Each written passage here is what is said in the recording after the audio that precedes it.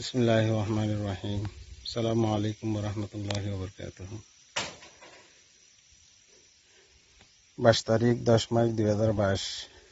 শহীদ হাফেজ মোহাম্মদ আয়াস বিন আবু আহমদ সাহবায়ান আমরা শহীদের লাশরে আমরা বেগুনা হাজ করে দোয়া করিবান হাফেজ মোহাম্মদ আয়াস আল্লাহ জানে হিবার দিকে আরো বায়ান শহীদ পারে আল্লাহর মাঝে কাফেরের মোকাবেলার মাঝে।